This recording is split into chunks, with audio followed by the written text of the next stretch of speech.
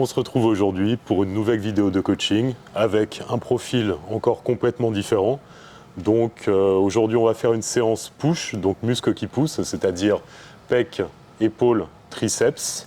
On est parti sur cette répartition parce que c'est ce qui correspondait le mieux à l'emploi du temps de monsieur, une séance push, une séance pull, une séance leg, et puis de son côté il rajoute parfois une séance cardio, une autre séance muscu. Voilà, c'est vraiment en fonction de l'emploi du temps parce que justement c'est intéressant qu'on ait ce type de profil. On est toujours en train de se trouver des excuses, j'ai pas le temps, je ne peux pas, et on est avec un profil justement au niveau temps, c'est assez compliqué, mais il ne se trouve pas d'excuses. Vu tout ce qu'il a géré à côté, il arrive quand même à s'organiser pour trouver un moment pour s'entraîner. Ça peut être tôt le matin, ça peut être le soir, le week-end. Dans tous les cas, il fait ses séances. Donc, je vais le laisser se présenter, ça sera plus clair comme ça. Merci Eric. Moi c'est Gaetano, 41 ans. Donc du coup, au niveau du planning, pourquoi c'est compliqué, c'est que je suis patron de magasin, j'ai un magasin de vente de cuisine, une franchise qui s'appelle Cuisine Aviva. Saint-Genève-des-Bois, si vous avez besoin de cuisine comme ça, Bien joué. Vous venez me voir. Et magasin ouvert 7 jours sur 7, 362 jours sur 365, 10h, 19h non-stop. Donc effectivement, le planning est compliqué, une équipe de salariés, d'à peu près une dizaine de salariés à gérer. Et du coup, travaille quasiment 7 jours sur 7, voire 6 jours sur 7. Donc les repos sont compliqués.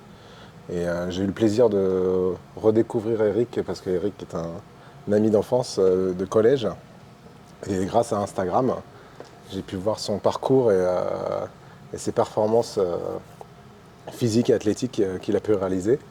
Et c'était un plaisir pour moi que de le recontacter et de me reprendre en main avec Eric, parce que ces dernières années, avec le magasin, du coup, pas beaucoup de temps, ou en tout cas pas assez d'investissement de ma part sur le temps pour m'entraîner. Donc des restaurants d'affaires, des voyages d'affaires, plein de moments qui font qu'on profite de la vie, mais ma génétique me fait aussi profiter du poids du coup.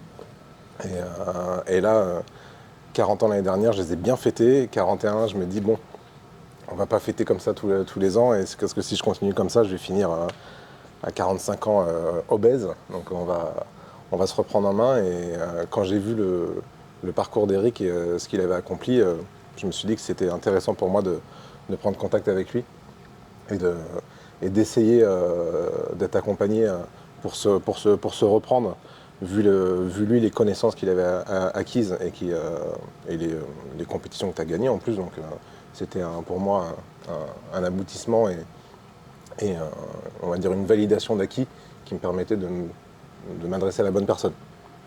Donc de ce fait, j'ai l'avantage avec Eric qu'il s'adapte à mon emploi du temps. Donc on se voit souvent tôt, très tôt même. On a même fait du 7h du matin. Mais au moins j'ai pas d'excuses. Je me donne pas d'excuses à dire j'ai pas le temps. Même si je travaille tout le temps, je me donne le temps et l'investissement de passer du temps avec Eric pour mes objectifs physiques, qui sont de reprendre une shape, on va dire, digne d'un physique entre guillemets athlétique, avec moi mon petit passif de CrossFit que j'ai eu il y a quelques années. Le CrossFit c'est bien, après la musculation aussi j'en ai toujours un peu fait en renforcement, j'aime aussi beaucoup le cardio. Et cette combinaison de tout ça fait que là je me concentre un peu plus avec Eric sur une partie de musculation. Donc on se retrouve en salle pour une séance push. Dans les précédentes vidéos, on n'a pas encore eu ce cas de figure, donc je vais en parler brièvement. L'échauffement de la coiffe des rotateurs, pour moi, c'est primordial avant une séance épaule ou une séance pec, voire toutes les séances haut du corps. C'est vraiment l'échauffement que je mets systématiquement parce que c'est une zone très fragile où on se blesse très facilement. Donc, on fait des rotations. Là, vous voyez vers l'intérieur, on se concentre vraiment sur le fait d'avoir le coude proche du corps et de faire une rotation de l'épaule vers l'intérieur. Et après, on fait vers l'extérieur avec la même logique, en gardant le bras au plus proche du corps et en écartant vers l'extérieur et en se concentrant sur la rotation de l'épaule. Donc on ne met pas lourd, on contrôle bien le mouvement, on ne décolle pas le coude et on se concentre vraiment, encore une fois, sur la rotation au niveau de l'axe. Ça, c'est vraiment primordial pour toutes les séances épaule-pec. Encore une fois, j'insiste bien là-dessus. mais parce que les épaules, c'est vraiment une zone où on se blesse très souvent, on se fait très souvent mal, c'est souvent le facteur limitant dans notre progression. Donc juste prendre du temps pour faire une série de 20 de chaque côté en externe et après une série de 20 de chaque côté en interne, c'est ce qui permet d'évoluer, on va dire, en minimisant les risques de blessure au niveau de l'épaule. Alors, on va commencer cette séance par du développé incliné à la Smith Machine. L'éternel débat, les machines, pas machines, c'est quoi l'optimal, c'est quoi le mieux, blablabla. Voilà, tout ce qui nourrit les espaces commentaires de vide et de néant, de réflexion. En gros, encore une fois, encore et toujours, c'est de mon cheval de bataille, arrêtons d'être binaires et basiques. Il n'y a pas d'histoire de le top exercice, le top 3 des exercices pour EPEC et tout ça c'est n'importe quoi, c'est du commerce, c'est du marketing.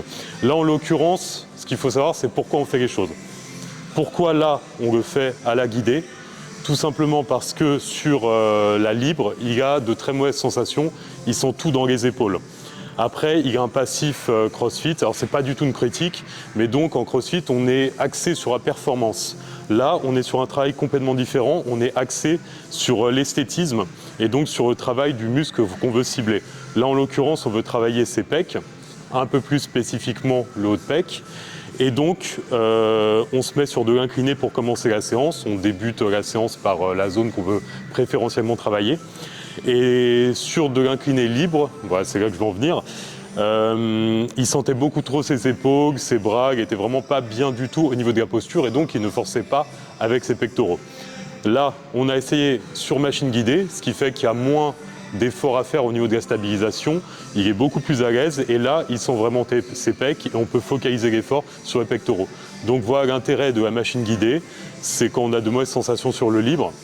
Sur une guidée, on aura moins d'efforts à faire pour stabiliser et on sera plus à l'aise pour forcer vraiment sur le muscle qu'on veut travailler.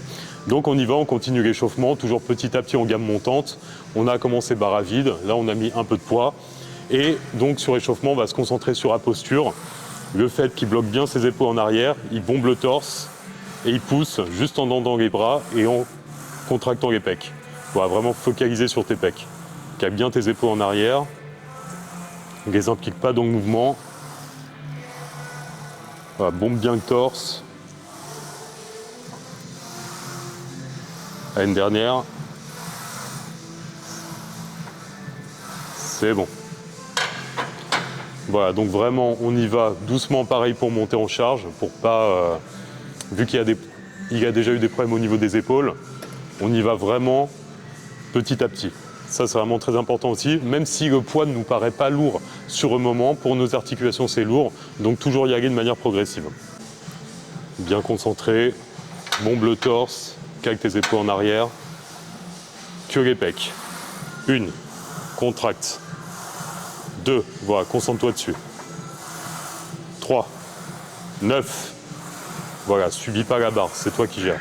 10, encore 2. 11, 12, très bien. On va monter encore un peu. Allez, concentré, c'est la dernière. Là, on va au bout, on va à l'échec. Donc, cale tout vraiment nickel avant de partir.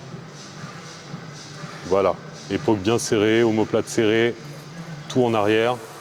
Que les pecs. 1, 2, 3, 4, 5, 6, 7, allez, 8, ça passe. Allez, on voit. Boum, 9, très bien. 10, il y en a encore, il y en a encore. Allez, on y va ensemble. 11, très bien, plus qu'une. 12, il y en a encore. Prends 10 secondes. 10, 9, 8, 7, 6, 5, 4, 3, 2, 1. On y va. Allez. 13, voilà, tu vois qu'il y en a encore. 14. Nickel celle-là. 15, voilà, c'est bon. Alors, donc dernière série sur un mouvement polyarticulaire. J'aime bien aller à l'échec Encore une fois, quand je parle d'échec, c'est vraiment échec musculaire. Là, peut-être qu'il pouvait en taper encore une ou deux, mais ce serait devenu n'importe quoi, où j'aurais dû trop l'aider, et donc il n'y avait plus vraiment d'intérêt.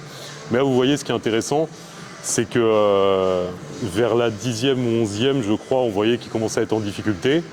J'ai mis une légère impulsion au niveau des coudes, et ce qui fait que, alors je ne sais plus exactement à quel, mais 11e, 12e, il y en a une des deux qui est passée toute seule et l'autre j'ai un tout petit peu aidé. Et après les 10 secondes, vous voyez, ça lui a suffi pour reprendre de l'énergie. Il en a fait 3 tout seul. Donc comme quoi, on a toujours... ouais, à la 12e, il a dit « je peux plus ». Et au final, avec ces 10 secondes, il pouvait encore en placer 3. Donc souvent, on sous-estime notre potentiel, on sous-estime l'effort qu'on peut fournir. Et c'est intéressant, pas sur toutes les séries, mais sur la dernière série, d'essayer d'aller chercher toujours un petit peu plus, fournir un petit peu plus d'efforts. Pourquoi je dis pas sur toutes les séries? C'est propre à chacun en fait, ça dépend de notre système nerveux, notre capacité de récupération, mais ça peut être un coup à très vite se cramer et à pu être productif sur le reste de la séance. Donc c'est toujours une sorte d'équilibre à trouver au fur et à mesure de notre pratique, au fur et à mesure de notre évolution. On essaie de forcer toujours d'aller dans de l'intensité, mais sans non plus se cramer complètement à chaque série. Donc encore une fois, c'est une question de pratique, une question de voir comment notre corps réagit au fur et à mesure du temps. Et puis voilà, concentré.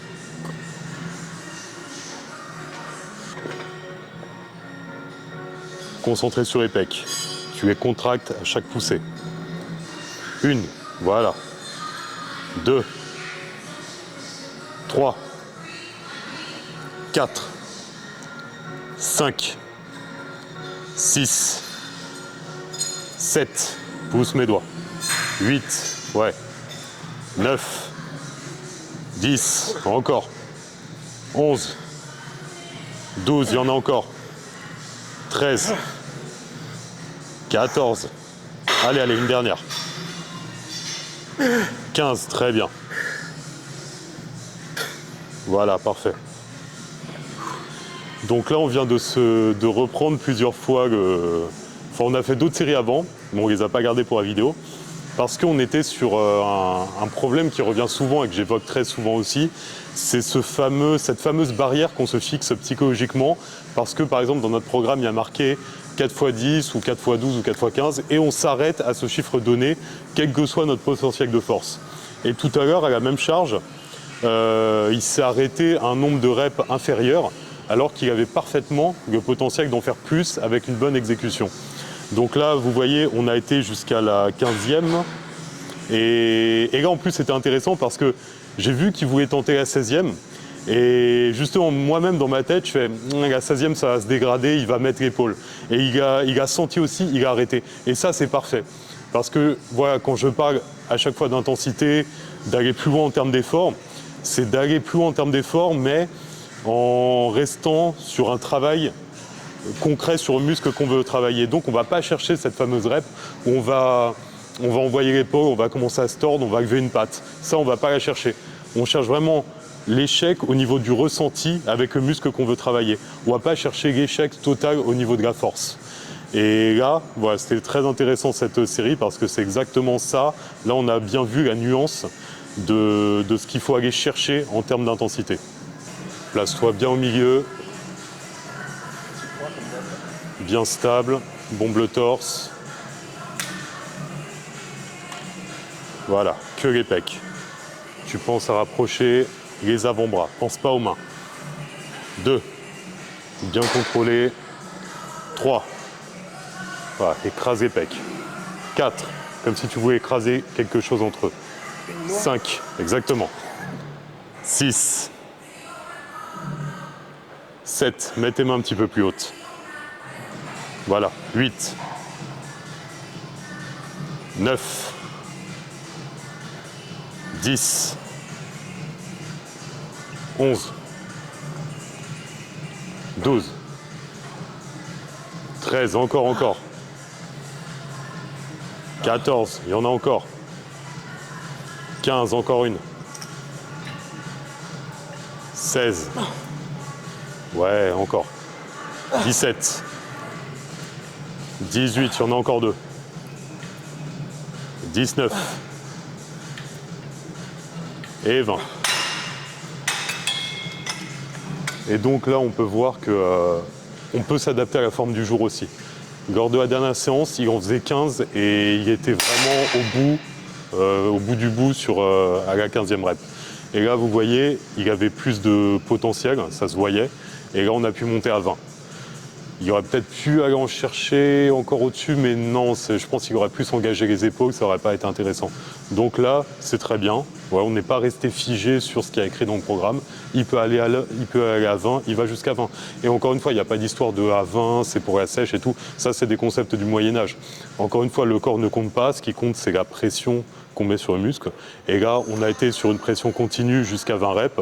Donc, c'est parfait pour du développement musculaire. Tout va bien. Donc c'est parti pour la suite. On y va. Boum. 1, 2, 3, 4, 5, 6, 7. Allez, lâche pas, va jusqu'à 10. 8. Encore. Allez. 9, voilà. Encore une. 10, très bien. 5, 4, 3, 2, 1, 0. On y va. 8, 9. Très bien, allez. Dernière, sans te tordre. Allez. Jusqu'au bout. Lâche pas. Voilà, c'est bon. Allez, concentré, oublie pas. Tu pousses avec tes coudes vers l'extérieur. Tu as des murs autour de toi, tu les pousses. Tends un peu plus tes bras. 2. Essaie de va pas vers le haut, tu vas désactiver les trapèzes au maximum. 4. 5. Voilà, concentre-toi sur cette zone à chaque fois. 6. Voilà, pousse vers l'extérieur. 7. Pas vers le haut. Pas de tension ici. 8. Détends. 9. 10. 11. 12. Sans les jambes. 13. Pense au coude. 14. Et 15. 3. Détends. 4. 5. Ouais. 13. Attention. Que les épaules. 14. 15. C'est bon. Allez, bien gainé. Serre les abdos. Cale-toi bien. Sois bien stable avant de partir. Ensuite, verrouille tes bras. Je veux voir que les avant-bras bouger. 2. 3. 4. 16. 17. 18. 19. Et 20. C'est bon. Alors, ici, donc cet exercice pour les triceps, je le mets souvent pour les gens qui ont des douleurs, par exemple, sur la barre au front. C'est, on va dire, un petit peu la même mécanique, si ce n'est que les bras vont être un peu plus hauts, sauf que ça va être beaucoup moins taxant au niveau des coudes. Donc c'est pour ça que j'aime bien mettre cet exercice. Par contre, ce qui est très important, c'est le gainage, bien se caler, être bien stable. Ça, c'est très important, sinon on peut vite faire n'importe quoi. Et après, je vais revenir un peu sur la séance d'une manière générale. Là, en gros, on est sur une séance où on essaie d'avoir une bonne intensité au niveau des temps de repos. On ne prend pas plus d'1 minute. Alors certains vont avoir du mal avec ça parce que oui, mais pour une perf optimale, blablabla. Encore une fois, moi je suis plus un partisan de l'intensité et d'aller chercher le maximum d'efforts sur chaque série en s'adaptant à la forme du jour. Pour des profils comme monsieur, par rapport à son travail.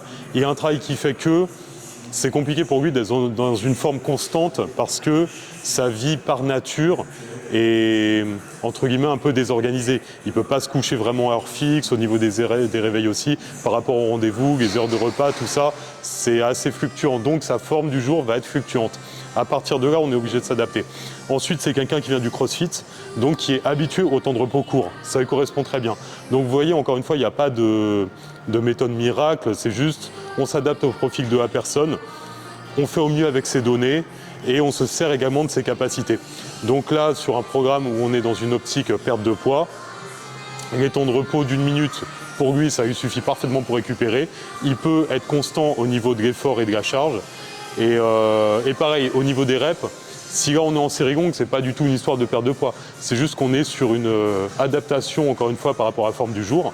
La semaine dernière, il en faisait 15 à ce poids-là, il en fait 20, très bien. On va monter sur la suivante. Mais donc, il n'y a pas d'histoire d'un nombre de reps qui va donner tel ou tel objectif. C'est juste aller chercher toujours l'effort quasiment maximal sur chaque série. On vient de finir les extensions triceps avec la corde et justement c'était éloquent par rapport à ce que je disais sur le nombre de reps. Sur la première série, il a fait 20 reps, la deuxième 15 et sur la dernière, il a fini par en faire 10. Donc vous voyez, c'est encore une fois, on va au maximum de ce qu'on peut. Et là, on est parti sur de la série longue dès le début, mais avec un cumul de fatigue, vu que c'est une séance push en plus, les triceps, ils ont pris cher. Donc évidemment, au fur et à mesure des séries, on perd en nombre de reps, mais c'est pas grave. À chaque fois, il a été au maximum de l'effort, et c'est ça qui nous intéresse le plus. Allez, on y va. Gagne bien, abdos bien serrés, bras verrouillés, que les avant-bras qui bougent. 2. Bouge pas le reste du corps, hein, que les bras. 3. 4. 5. 6. 7. 8. Verrouille les bras. 9. Mets pas les épaules. 10. Voilà. 11. Allez. 12. 13. 14. 15, c'est bon. Alors, là, on est parti sur une prise de supination. Alors pareil, il y en a, ils vont s'emballer là-dessus, comme quoi c'est pas utile, c'est pas optimal. Encore une fois, c'est propre à chacun. Personnellement, prise supination, je la déteste. En fait, elle m'expose les poignets, je la supporte pas. Mais ce jeune homme a de très bonnes sensations sur ce mouvement, il adore le faire, il n'a pas de douleur, ça lui a réussi très très bien. Donc, autant lui mettre ce mouvement. Et c'est pour ça, j'aime bien revenir là-dessus, mais essayons de sortir des dogmes, des top 3 des exercices, de toutes ces choses qui ne sont encore une fois que du marketing. Et juste réfléchissons l'espace d'un instant et adaptons l'entraînement en fonction de soi-même, tout simplement. Et là, c'est exactement ça. Meilleure sensation, plus aller sur ce mouvement. Donc, il sera amené à plus performer sur ce mouvement, à plus réussir et donc, par extension, avoir de meilleurs résultats. Et c'est ça qui compte, c'est la chose qu'on recherche principalement. Donc, on y retourne. 7, 8, 9, mets pas les jambes. 10, voilà, verrouille. 11, 12, très bien. Je l'arrête à 12 et il s'arrête à 12 intuitivement parce qu'on voit très bien que déjà à partir de la 8, 9, il commence à mettre un peu les jambes, un peu les épaules. Et là, au-dessus, il aurait engagé plus de muscles annexes. Alors après, on pourrait dire oui, mais pour forcer un peu plus, pour passer un cap, on peut dégrader la technique, certes, mais pas dès le début, pas dès les premières séries. Ça, on va plus aller chercher sur la dernière. Et encore une fois, là, on est dans une démarche, je vais adapter en fonction des personnes. Il y a des personnes où on va être sur un truc fixe, où chaque semaine, on va essayer de grappiller une rep, on va essayer de rajouter du poids, ce genre de choses. Là, on est plus sur de l'adaptation par rapport à la forme du jour. Donc, c'est une démarche un peu différente. Les deux permettent d'obtenir des résultats. Donc là, c'est encore une fois par rapport à son profil, on part là-dessus. Et d'ailleurs, on y retourne. 8, 9, 10, oui. Allez, 11, une dernière. 12, très bien. C'est fini pour cette séance push, donc qui était composée de 3 exercices pec, 2 exercices d'épaule, 2 exercices de triceps. Donc on est dans une optique perte de poids, donc là la nuance c'est que je vais mettre des temps de repos courts. Toujours aller chercher de l'intensité, toujours aller au plus proche de l'effort maximal qu'on peut fournir. Après, de son côté, alors voilà, j'encadre ses séances, mais après c'est lui qui gère son alimentation. Là-dessus, il est, de ce que je vois, carré, il m'envoie à chaque fois ses repas, ce qu'il mange, et franchement c'est très très propre, rien à redire. Donc alors après, tu diras un peu au niveau de la progression où t'en es, de la perte de poids et tout. Mais déjà, moi, visuellement, depuis qu'on a commencé à travailler ensemble, ça fait combien de temps déjà? Ça fait un mois, ouais. Je vois qu'au niveau du ventre, il a bien perdu déjà, tout en conservant un bon galbe. Donc moi, c'est toujours ce qui m'intéresse dans une optique perte de poids, c'est-à-dire perdre évidemment au niveau du ventre et conserver le maximum de muscles possible. Donc on va dire que ça démarre bien. Et puis voilà, je vais te laisser dire ce que tu souhaites pour finir cette vidéo. Le temps de récupérer. Ouais, c'est ça. Séance au top. Chaque séance avec Eric est intense et en fait c'est ce qui moi me permet d'optimiser les entraînements en fait. C'est l'idée de l'entraînement et du suivi avec Eric, c'est d'avoir déjà un investissement et aussi un engagement vis-à-vis de lui, et du fait que chaque entraînement, ce qu'on a dit tout à l'heure, il arrive à me gonfler, mais c'est surtout qu'il me met de l'intensité. Et il y a un facteur génétique qui est propre à chacun et qui, moi, me fait que j'ai besoin d'avoir de l'intensité pour brûler le maximum de calories et monter mon corps et choquer mon muscle. Donc de ce fait-là, grâce à Eric, du coup, on fait des temps de récupération très courts. Mais sur moi, ça fonctionne. Et on l'a déjà dit plusieurs fois dans la vidéo, mais c'est vrai que le côté CrossFit permet d'avoir cette caisse d'encaisser du coup ce volume d'intensité, ce volume de reps sur une séance. Franchement, je ne sais pas combien on fait de reps par séance, mais c'est astronomique le nombre qu'on fait. Et ça fonctionne. Et donc du coup, la perte de poids elle est significative au début. Je suis à peu près à 7 kg là. Donc là, je suis à 98 kg, ce qui est beaucoup pour 1m82. L'objectif, moi, il est d'arriver à peu près à 90 kg pour être plus léger et plus esthétique. Et il y a aussi un côté santé aussi. Oui. Je trouve que là, on parle du fitness, de l'esthétique, de plein de choses, mais bon, on est de la même année, Eric et moi, on a passé les 40 ans, donc il y a un côté santé qui pour moi est aussi important. Le fait de s'entraîner, ça permet de rester en bonne santé. Et ce côté aussi suivi de poids par rapport à ma génétique, mes gènes italiens font que du coup on aime bien manger et on stocke un peu ce qu'on mange. Et de ce fait, du coup, si j'ai pas ce volume d'entraînement à côté, je stocke facilement. Donc, ce qui fait que du coup, il y a un paraître un peu volumineux, mais il y a une petite couche de gras qui est bien présente. Donc l'avantage avec Eric, c'est que quand on voit ça commence sa condition physique et son taux de masse grasse, en fait, on voit qu'il sait comment faire. Et c'est le but d'être accompagné par Eric, du fait que lui arrive à gérer son physique et de garder ce taux de masse grasse assez bas. C'est que ses entraînements et son alimentation correspondent. Donc, comme il disait, moi, l'alimentation, je ne me suis pas dessus, mais c'est forcément lié. Si l'entraînement est là, s'il n'y a pas l'alimentation à côté, techniquement, limite l'entraînement, je ne dis pas qu'il ne sert à rien, mais c'est la combinaison des deux qui fait que le résultat, on dit toujours, c'est quasiment même 80% d'alimentation et 20% de l'entraînement. Bon, je dirais plus 50-50, mais c'est vrai que sans la bonne alimentation, c'est le carburant, c'est le nombre de calories, c'est tout. Donc les séances sont top. À côté, j'essaie de faire un peu plus de cardio aussi pour baisser plus en poids. Mais ce renforcement en fait, musculaire avec Eric permet vraiment d'avoir une bonne base. Et on va continuer comme ça jusqu'aux 90 kg. Et si on continuera encore plus loin, c'est le but, quoi. Avec grand plaisir. Et merci à toi, Eric. Merci à toi. Et juste un petit point sur lequel je veux rebondir par rapport au ratio alimentation-entraînement. Moi, je suis même un partisan du 100%, tout compte à 100%. Donc, alimentation 100%, l'entraînement 100%, récupération 100%. Tout est aussi important, tout est relié. Et s'il y a un des facteurs qui est négligé, les résultats seront très loin de nos attentes. Déjà, même en optimisant tout ça, nos résultats sont toujours en deçà de ce à quoi on aspire. Mais si en plus on en néglige un, et ça je le vois d'ailleurs très bien en salle, la plupart des gens, alors je vais dire misent tout sur entraînement, c'est relatif vu l'intensité des entraînements, mais bon, mettons qu'ils s'entraînent quand même. Je sais qu'alimentation, ils ne font rien du tout. Et du coup, je suis dans cette salle depuis 2017.